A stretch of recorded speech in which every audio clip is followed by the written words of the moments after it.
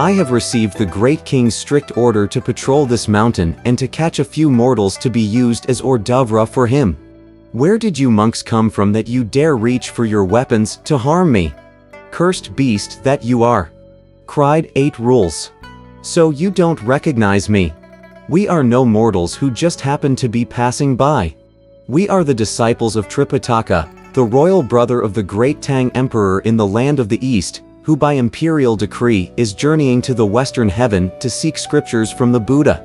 You better stand aside quickly for us to pass, and don't alarm my master. Then I'll spare your life. But if you are impudent as before, there will be no clemency when this rake is lifted up." That monster spirit would not permit any further discussion. He quickly drew near, assumed a fighting pose, and clawed at 8 Rules' face. Dodging the blow, 8 Rules struck at once with his rake. Since the monster had no weapons in his hands, he turned and fled, with 8 Rules hard on his heels. Racing to the slope below, the monster took out from beneath a clump of rocks a pair of bronze scimitars, with which he turned to face his pursuer. So the two of them clashed right in front of the mountain slope, closing in again and again. Meanwhile, Pilgrim lifted up the Tang monk and said, "Master, don't be afraid. Sit here and let old monkey go help 8 Rules strike down that monster so that we can leave." Only then did Tripitaka manage to sit up. Trembling all over, he began to recite the Heart Sutra, but we shall say no more of that. Whipping out the iron rod, Pilgrim shouted, "Catch him!" 8 Rules at once attacked with even greater ferocity, and the monster fled in defeat. "Don't spare him!" yelled Pilgrim. "We must catch him!" Wielding rod and rake, the two of them gave chase down the mountain. In panic, the monster resorted to the trick of the gold cicada casting its shell. He rolled on the ground and changed back into the form of a tiger. Pilgrim and 8 Rules would not let up. Closing in on the tiger, they intended to dispose of him once and for all. When the monster saw them approaching, he again stripped himself of his own hide and threw the skin over a large piece of rock, while his true form changed into a violent gust of wind heading back the way he had come. Suddenly noticing the master of the law sitting by the road and reciting the Heart Sutra, he caught hold of him and hauled him away by mounting the wind. Oh, pity that Tripitaka! The river float faded to suffer oft. It's hard to make merit in Buddha's gate. Having taken the Tang monk back to the door of his cave, the monster stopped the wind and said to the one standing guard at the door, "Go report to the great king and say that the tiger vanguard has captured a monk. He awaits his order outside the door." The cave master gave the order for him to enter. The tiger vanguard, with the 2 bronze scimitars hanging from his waist, lifted up the Tang monk in his hands. He went forward and knelt down, saying, "Great king, though your humble officer is not talented, he thanks you for granting him the honored command of doing patrol in the mountain. I encountered a monk who is Tripitaka, master of the law and brother to the throne of the great Tang in the land of the East. While he was on his way to seek scriptures from Buddha, I captured him to present to you here for your culinary pleasure." When the cave master heard this, he was a little startled. "I have heard some rumor," he said, "that the master of the law Tripitaka is a divine monk who is going in search of scriptures by imperial decree of the great Tang. He has under him a disciple whose name is Pilgrim's son and who possesses tremendous magical power and prodigious intelligence. How did you manage to catch him and bring him here?" "He has, in fact, 2 disciples," said the vanguard. "The one who appeared first used a 9-pronged muckrake, and he had a long snout and huge ears. Another one used a golden hooped iron rod, and he had fiery eyes and diamond pupils. As they were chasing me to attack me, I used the trick of the gold cicada casting its shell and succeeded not only in eluding them, but also in catching this monk. I now respectfully present him to the great king as a meal." "Let's not eat him yet," said the cave master. "Great king," said the vanguard, "only a worthless horse turns away ready feed." "You haven't considered this," said the cave master.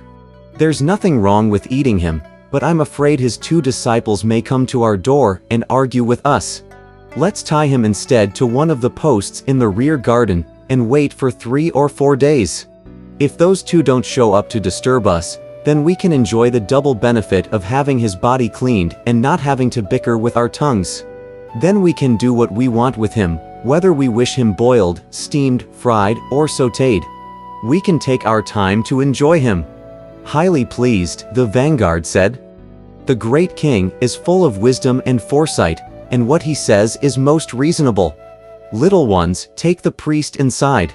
7 or 8 demons rushed up from the sides and took the Tang monk away. Like hawks catching sparrows, they bound him firmly with ropes. This is how that ill-fated river float on pilgrim broods. The god monk in pain calls Wu Neng to mind. "Disciples," he said, "I don't know in what mountain you are catching monsters, or in what region you are subduing goblins. But I have been captured by this demon from whom I have to suffer great injury. When shall we see each other again? Oh, what misery! If you 2 can come here quickly, you may be able to save my life. But if you tarry, I shall never survive." As he lamented inside, his tears fell like rain. We now tell you about Pilgrim and 8 Rules, who, having chased the tiger down the slope of the mountain, saw him fall and collapse at the foot of the cliff. Lifting his rod, Pilgrim brought it down on the tiger with all his might, but the rod bounced back up and his hands were stung by the impact. 8 Rules, too, gave a blow with his muckrake, and its prongs also rebounded. They then discovered that it was nothing but a piece of tiger skin covering a large slab of stone. Greatly startled, Pilgrim said, "Oh, no. Oh, no. He's tricked us." "What trick?" asked 8 Rules. Pilgrim replied, "This is called the trick of the gold cicada casting its shell. He left his skin covering the stone here to fool us, but he himself has escaped. Let's go back at once to take a look at Master. Let's hope that he has not been hurt." They retreated hurriedly, but Tripitaka had long vanished. Bellowing like thunder, Pilgrim cried, "What shall we do? He has taken Master away." "Heavens! Heavens!" wailed 8 Rules, leading the horse, as tears fell from his eyes. "Where shall we go to look for him?" With head held high, Pilgrim said, "Don't cry. Don't cry. The moment you cry, you already feel defeated. They have to be somewhere in this mountain. Let's go and search for them." The 2 of them indeed rushed up the mountain, passing the ridges and scaling the heights. After traveling for a long time, they suddenly beheld a cave dwelling emerging from beneath a cliff. Pausing to take a careful look around, they saw that it was indeed a formidable place. You see, a pointed peak fortress-like, an old path ever winding, blue pines and fresh bamboos, green willows and verdant wu trees, strange rocks in twos below the cliff, rare fowls in pairs within the woods. A stream flowing far away spills over a wall of stones. The mountain brook reaches the sandy banks in small drops, wasteland clouds in clusters, and grass as green as jade. The sly vixen and hare scamper wildly about. Horned deer and musk deer lock to contest their strength. Slanted across the cliff dangles an aged vine. Half down the gorge an ancient cedar hangs. August and grand, this place surpasses Mount Hua. The falling blooms and singing birds rival Tiantai's. "Worthy brother," said Pilgrim, "you may leave the luggage in the fold of the mountain, where it will be protected from the wind. Then you can graze the horse nearby, and you need not come out. Let Old Monkey go fight with him at his door. That monster has to be caught before our master can be rescued. No need for instructions," said 8 Rules. "Go quickly." Pulling down his shirt and tightening his belt on the tiger-skin skirt, Pilgrim grasped his rod and rushed up to the cave, where he saw 6 words in large letters above the door. "Yellow Wind Cave, Yellow Wind Peak." He at once poised himself for battle, with legs apart and one foot slightly ahead of the other. Holding his rod high, he cried, Monster. Send out my master at once, lest I overturn your den and level your dwelling. When the little demons heard this, every one of them was panic-stricken and ran inside to make the report. Great King, disaster. The yellow-winged monster, who was sitting there, asked, "What's the matter?" Outside the cave door, there's a monk with a thunder god mouth and hairy face, said one of the little demons, holding in his hands a huge, thick, iron rod and demanding the return of his master. Somewhat fearful, the cave master said to the tiger vanguard, "I asked you to patrol the mountain, and you should merely have caught a few mountain buffalo, wild boar, fat deer, or wild goats. Why did you have to bring back a Tang monk? Now we have provoked his disciple to come here to create all sorts of disturbance. What shall we do?" "Don't be anxious, great king," said the vanguard, "and put your worries to rest.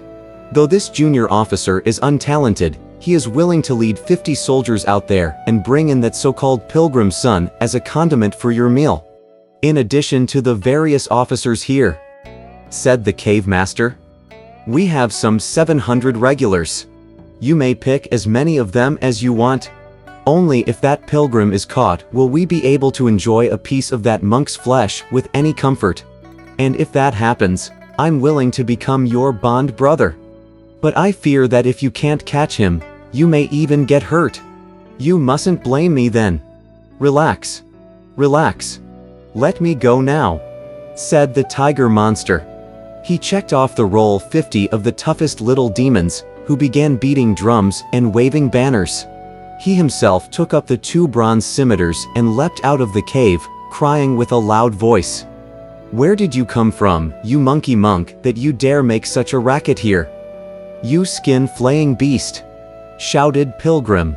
"You were the one who used that shell-casting trick to take away my master. Why do you question me instead? You better send out my master immediately, or I'll not spare your life." "I took your master," said the tiger monster, "so that he could be served to my great king as meat for his rice. If you know what's good for you, get away from here. If not, I'll catch you too, and you'll be eaten along with him.